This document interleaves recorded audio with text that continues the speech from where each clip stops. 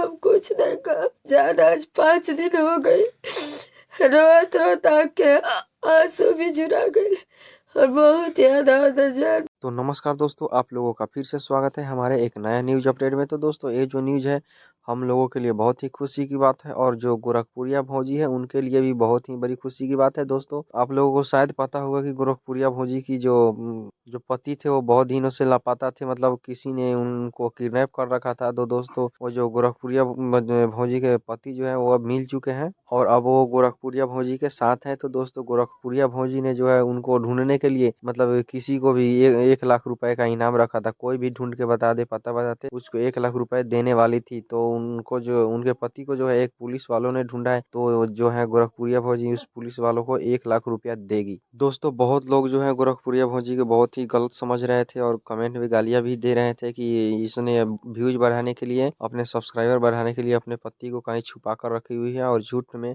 मतलब झूठों के नाटक कर रही है, बहाना कर रही है कि मेरे पति खो गए हैं और अपना व्यूज बढ़ा रही है। तो दोस्तों, ऐसा कुछ नहीं है, वो सच में किडनैप हुए थे। उसको कोई किडनैप करके नेपाल में रखा था, तो एक पुलिस वाले ने उनको ढूंढा। अब उस पुलिस वालों को गोरखपुरिया भौजी जो है 1 लाख रुपया इनाम में देगी और बहुत ही खुशी की बात है, उसके पति जो है अपने घर आ गए। वो दोनों साथ में मिलकर रहेंगे और 1 लाख रुपया तो पुलिस वालों को मिलेगा ही। कोई भी ढूंढता तो उसको 1 लाख रुपया मिलता। मतलब ये अगर न्यूज़ आप लोगों को गलत लग रहा होगा तो जाके गोरखपुरिया भौजी चैनल पे जाकर देखिए, वो बेचारी कितना रो रही है, बिलख रही है नहीं मिलने के पहले।